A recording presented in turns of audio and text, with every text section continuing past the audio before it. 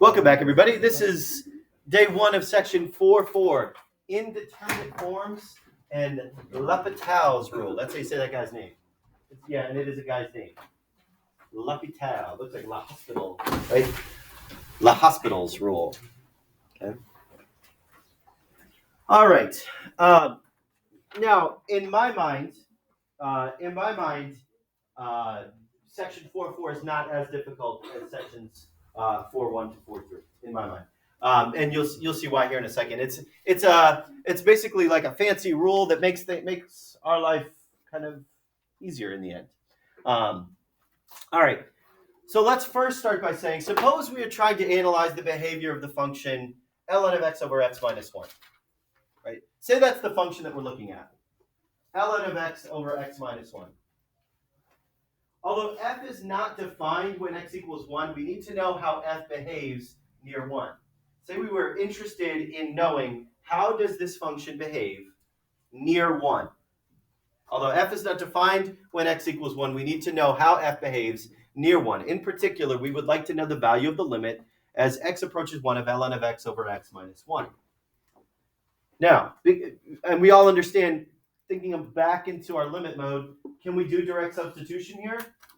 No, we can't do direct substitution here because when I plug it into the denominator, the denominator will go to 0. Bad news, can't do that. Now, in computing this limit, we can't apply law 5 to direct substitution because the limit of the denominator is 0. In fact, although the limit in this exists, its value is not obvious because both numerator and denominator approach 0. And 0 over 0 is not defined. Think about if you're plugging in 1 into ln of x, right? If you plug in 1 into ln of x, ln of 1, you get 0, right? If you plug in 1 into ln of x, you get 0.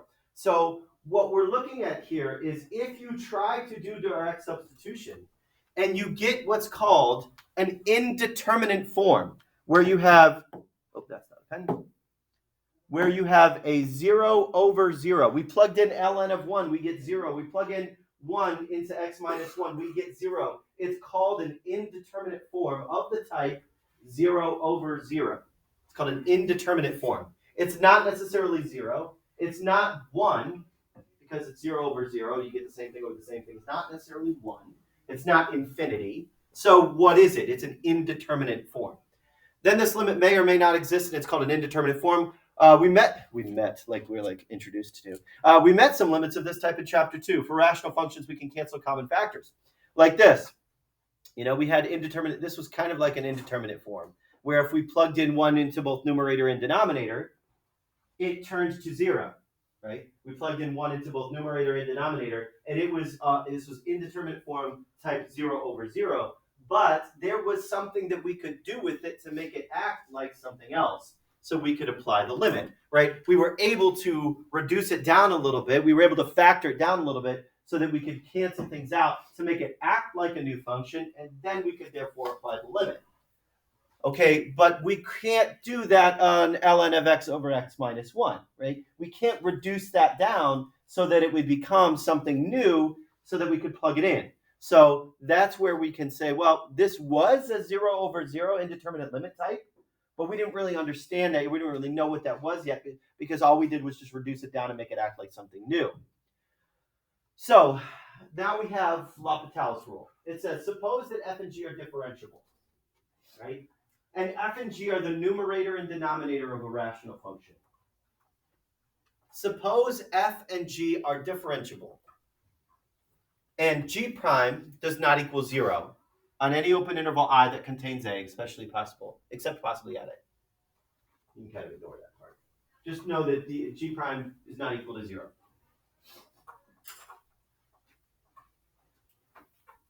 Now, this first case here is the one that we just studied. It's the one that we just said, oh, we had a 0 over 0 indeterminate form.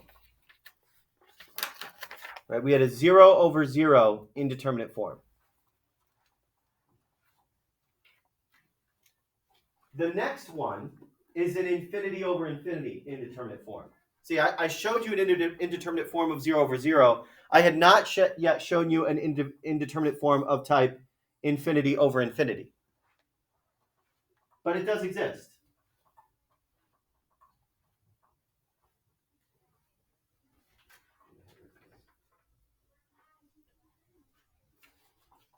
As numerator and denominator increase infinitely, how do we know what's going to increase in both numerator and denominator at different rates? Well, we don't know. So if they increase infinitely, both numerator and denominator, well, then it's of the indeterminate form type infinity over infinity. And also know that it could go to negative infinity and negative infinity. They could both be going downward as well. So basically what's happening here is, in other words, we have an indeterminate form type 0 over 0 or indeterminate form type infinity over infinity. That's kind of like the hypothesis of Patels Rule. It says if you have a limit of something where you cannot actually find the limit because it's an indeterminate form, it's a 0 over 0 or an infinite over infinite. If you have that case, then you can apply Patels Rule. Now, what is Patels Rule? Well, it basically says that if you're finding the limit of a rational function of the indeterminate type, whether it's 0 over 0 or infinity over infinity, what you can do is take, well, what did we do here? Oh, we took f prime and g prime. Now, be careful. This is not the derivative of the entire fraction. No. This is the derivative of the top separately from the derivative of the bottom. This is not quotient rule. And that's where people get a little confused. This is not quotient rule. I'm not applying quotient rule to f over g of x. What I am applying is f prime of x divided by g prime of x. So what we can say here, what Patels Rule says, is that if you're finding the limit as x approaches a of f of x over g of x, and it's an indeterminate form, you can take the derivative of the top and the derivative of the bottom as long as they are differentiable. And as long as g prime doesn't just go to 0, right? If it's constant, it goes to 0, bad news. Can't do Patels Rule. But if it meets all of those criteria, then you can take the derivative of the top separately from the derivative of the bottom and then apply the limit as x approaches a of that. Okay. So that's Patels Rule. Now, why didn't we study Patels Rule back when we were working with limits? Because this would have made sense back when we were working with limits. Like when we were finding limits back in chapter, I think that was chapter 2, and we said we were just evaluating a bunch of limits. Why wouldn't we learn Patels Rule yet then? Well, we didn't know derivatives yet. We know derivatives now. Honestly, we could have learned Patels Rule back in chapter 3 once we learned how to take derivatives. Once we learned how to take derivatives. This is kind of like a section that could have gone in a lot of different places, but it just tacks right onto the end of the beginning of chapter 4. Okay, so again, this doesn't really connect with graphing in that respect, first derivative test, second derivative test, but it does basically tell you, what it does tell you is that I can find the limit. I can examine what's happening at a certain spot so that I could graph it a little bit more precisely. I guess that's why it's within these sections. All right, a couple notes here. Patels Rule says that the limit of a quotient of functions is equal to the limit of the quotient of their derivatives, provided that the given conditions are satisfied. It's especially important to verify the conditions regarding the limits of f and g before stating Patels Rule. There are instances where it's going to look like, oh, I'm going to use Patels Rule here, but you cannot. Like maybe you get an indeterminate form, or maybe you get something that's 0 over infinity. Is that an indeterminate form? No. Maybe you get something that's a 0 over a number, right? That is not an indeterminate form, right? That is just 0. Maybe you get something that is 1 over 0. That is not an indeterminate form. It's undefined at that location, but it is still not an indeterminate form. The indeterminate form is when it's 0 over 0. Right? Maybe it's an indeterminate, maybe it's not 1 over 0, maybe it's not over 0, maybe it's infinity over 0. Or maybe it's a number over infinity. Right? That would just be a really small number, right? So you've got to really pay attention to what's happening with the limits in both numerator and denominator to see if you can apply L'Hopital's rule. Mr. Brown. Mrs. Brown. Hi, Mrs. Brown. That is correct. Yep, thank you. Bye-bye. All right.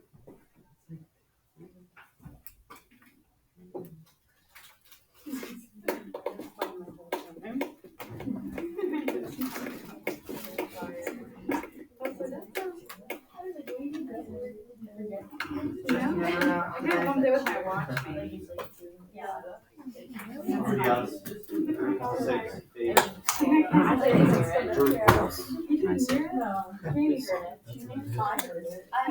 Are you stressed?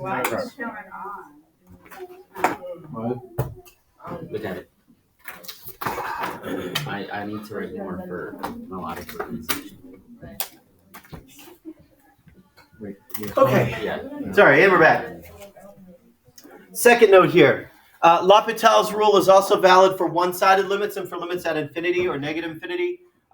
So this basically what we're saying here is that this x minus a could get turned into an x minus just one side, a positive or a negative, one-sided, either left side limit or right side limit. You can apply it like that, as well as limits at infinity. So you could put infinity or negative infinity down there as well. That's also, L'Hopital's rule might also be used for that as well. You know what? I'm just not. Yeah, I don't think we need to talk about that.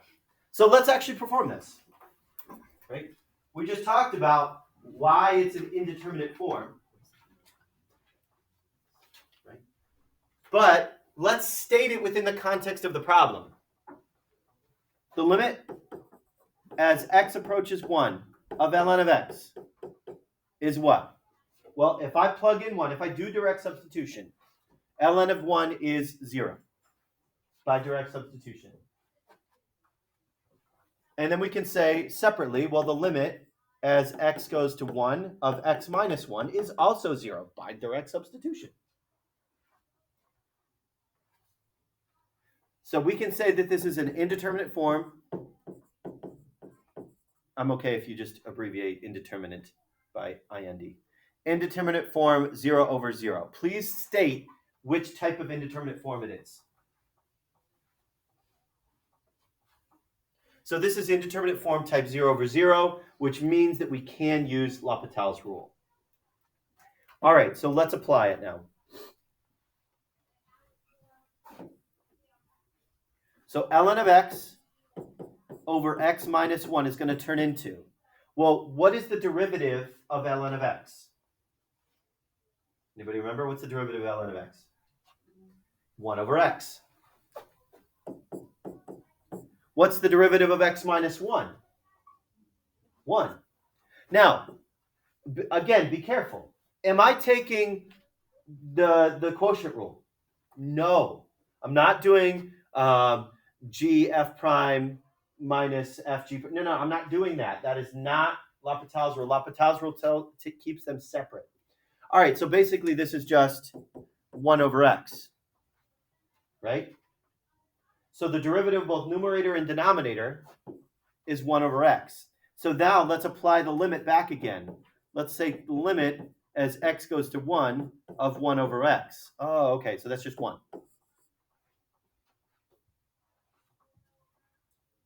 See, that was super easy to compute using L'Hopital's rule, where we didn't even know where it was going to go right off the bat. Now, can we go back and use L'Hopital's rule on things like this? Yeah. That was an indeterminate form of the type 0 over 0, right? Like, we would have reduced this down back in chapter 2. But we could just say, okay, derivative of the top, derivative of the bottom, and then find the limit. Okay, 2 minus 1 over 2. 1 over 2. You see that? See, I could apply L'Hopital's rule on that, even the ones that we had to reduce down really weirdly, right? we could go back, and now that we know derivatives, we can apply Patels rule to something pretty simple like that.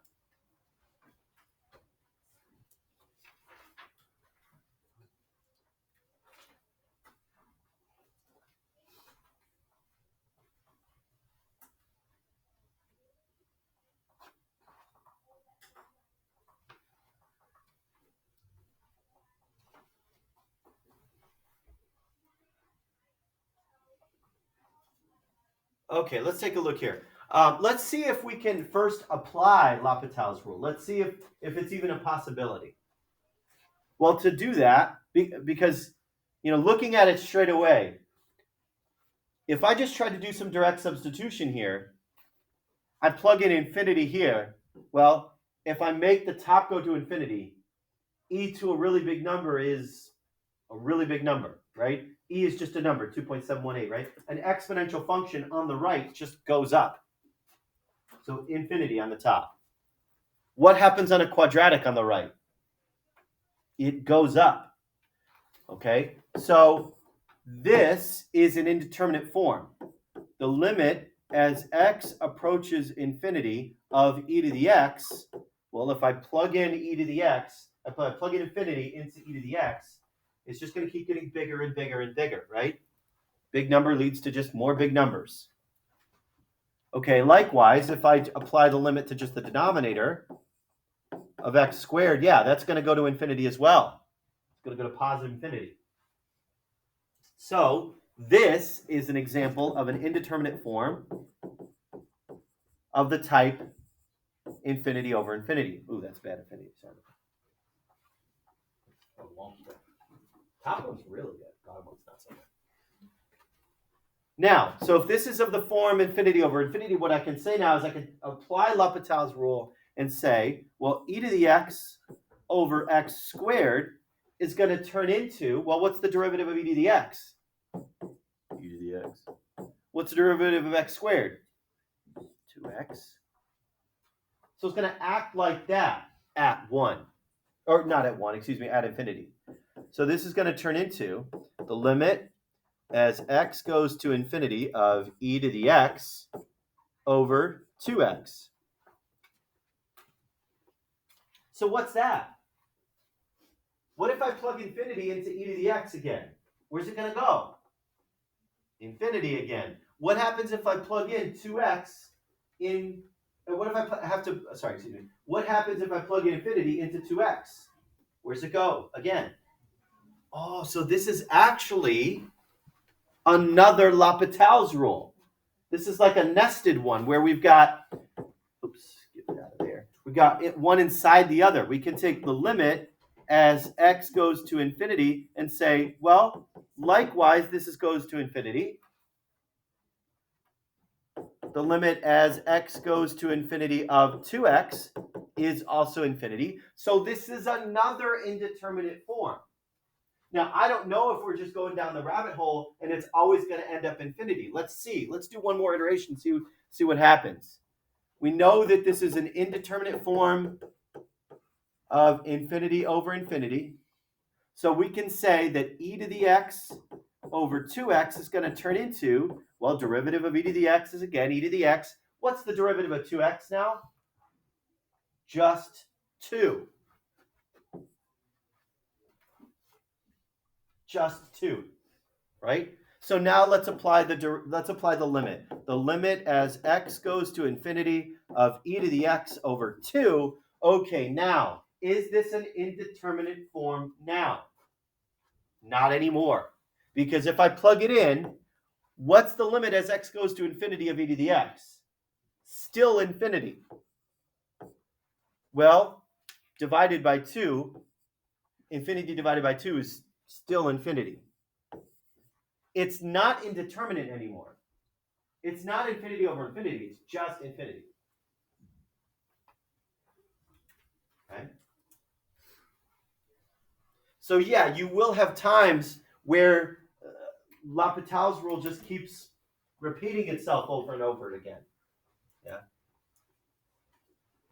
Let's try another one.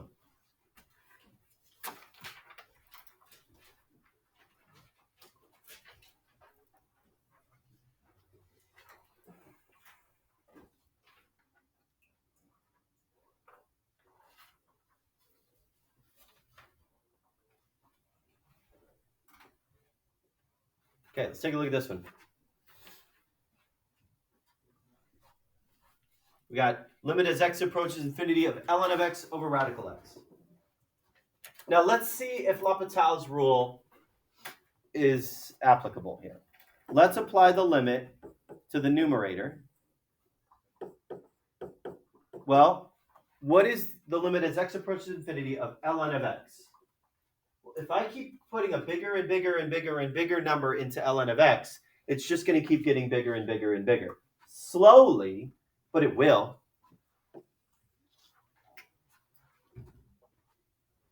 If I put in infinity into radical x, it's going to keep getting bigger. Slowly, but it will, right? You see how similar these things are? Taking the natural log of something is going to make it smaller. Taking the radical of something is going to make it smaller, right? But if I keep getting bigger and bigger with those numbers, those values that it computes also keep getting bigger, just not as rapidly as, say, x squared or e to the x. So it's still going to keep getting bigger and bigger and bigger. So what I can say is that this is an indeterminate form of type infinity over infinity. So now I can apply Patels rule.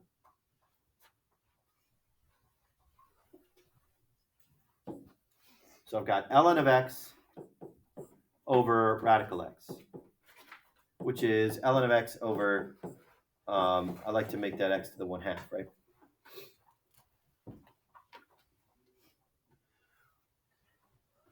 All right, what's the derivative of ln of x? 1 over x. And then we have this derivative of the square root of x, which I feel like we've done a million times by now. All right, bring it down front, 1/2 x to the negative 1/2. So we've got 1 over x divided by 1 over 2 radical x.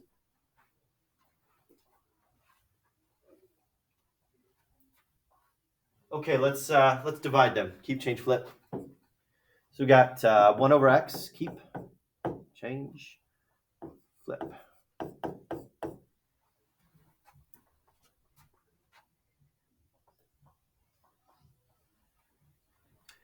All right, so we've got 2 radical x over x.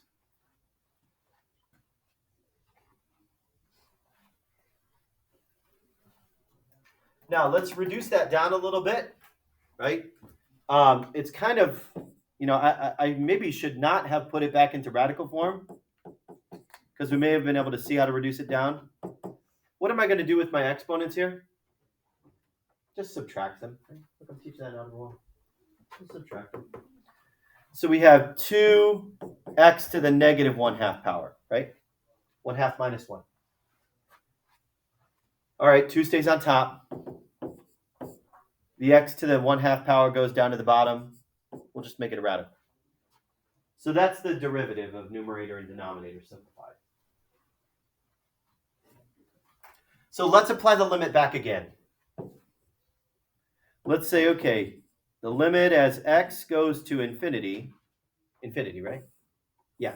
The limit as x goes to infinity of 2 over radical x. Okay. If I plug this in, 2 stays 2.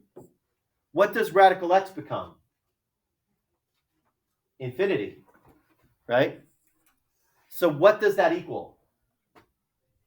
2 over infinity equals what? 0.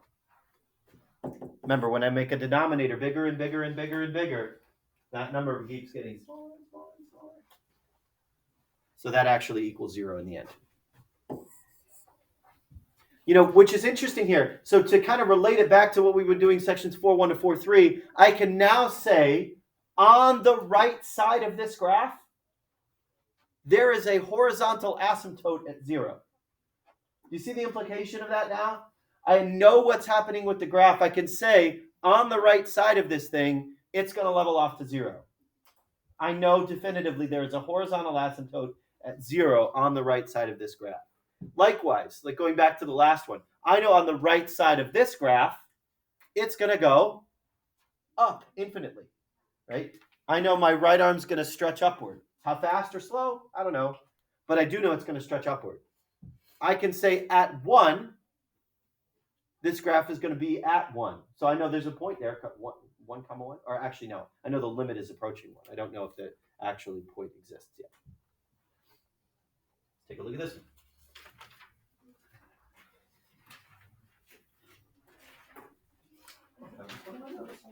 Must have thrown this one in there last year. What else do I have? Hold on. Hold please. That looks new too. That's not new. That's the next one I have. All right.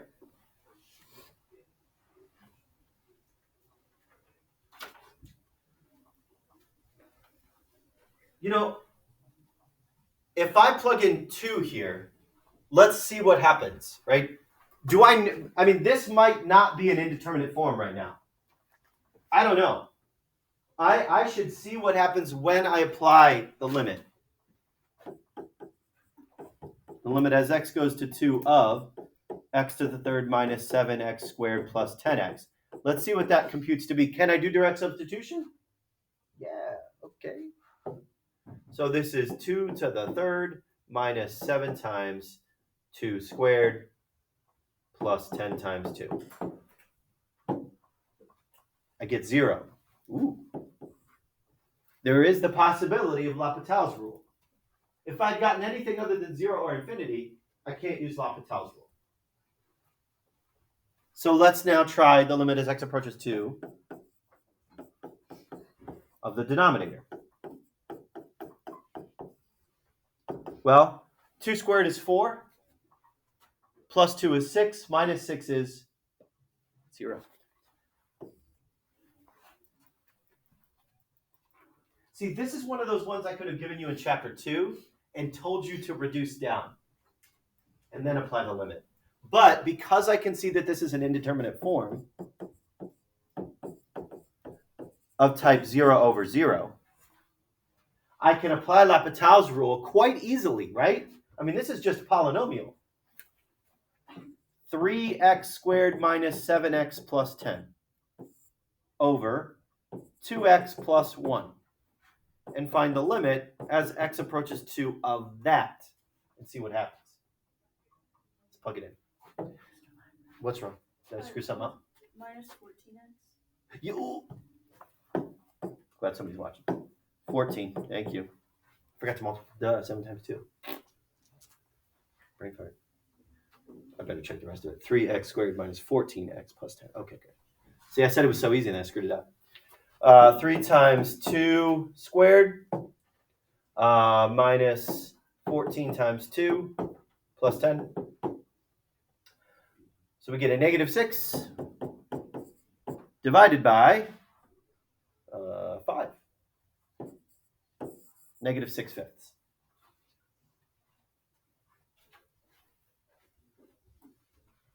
Way, way, way easier than trying to factor down both numerator and denominator, right? Wouldn't you agree? Trying to factor down numerator and denominator and then trying to work with that? Ugh, no thank you. I would much rather use L'Hopital's rule if I could. Let's try another one here.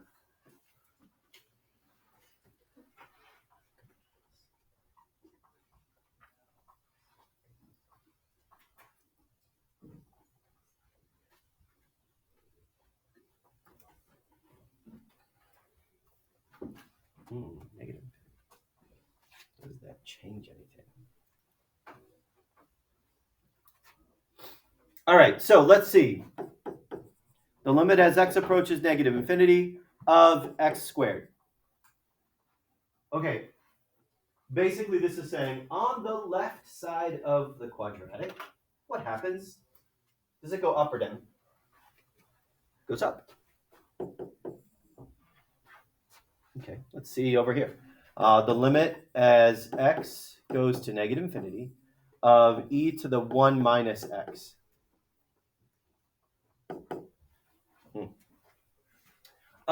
If I tried to plug in 1 minus infinity, 1 minus negative infinity, right? 1 minus negative infinity, that would only be getting more positive and more positive and more positive, right? So this would be like saying e to infinity, which is what? Infinity. You know what I also could have done, which you may have the option of doing if you have a graphing calculator? You could plug e to the 1 minus x in your calculator and see, okay, what's happening on the left side. And we would be able to see that it goes up. All right, now, so we can say that this is indeterminate form, type infinity over infinity. The top ones are always way better than the bottom infinities. And now let's apply the derivative. Okay, so that's going to be 2x divided by, okay, we've got to take the derivative of e to the 1 minus x. Make that a little bit further. What's the derivative of e to the? E to the, that thing, right? What's the derivative of my numerator, or numerator, exponent, negative 1, right? Derivative up top here is just negative 1. So this is really like saying 2x over negative e to the 1 minus x. Okay, I should have left a little room, because now we have to apply the limit as x goes to negative infinity.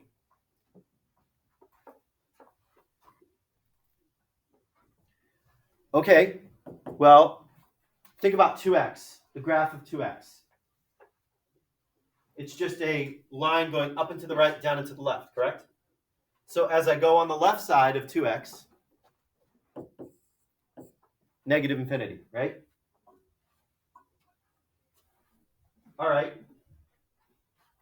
On the left side of negative e to the 1 minus x. Okay, now this one I'm going to plug in my calculator because I think it's going to be more positive, but then it's going to turn negative.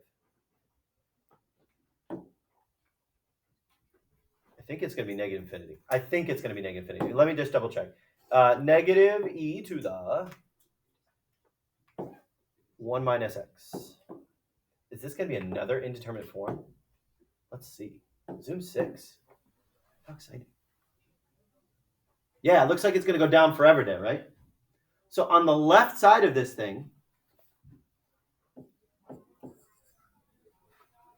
so what can I say? This is another Patels Rule, right? So we can say that this is an indeterminate form of the type negative infinity over negative infinity. So let's apply the derivative once again. Well, the derivative of the numerator in this case is just 2. Okay, that's going to help us because that is no longer infinity and it's not 0. So I know Patels Rule is going to stop here. I don't know what it's going to be, but it's going to stop. All right, so now we can say e to the something is that same something multiplied by the derivative. Well, the derivative of the exponent again is negative 1. So that's going to turn into 2 over just e to the 1 minus x. So let's apply the apply the limit to it, excuse me. Okay, so that numerator is going to be 2, and we've already seen that the denominator is going to be infinity. So what does that become? What does that become? 0. 2 over infinity is 0. 2 over big number is 0.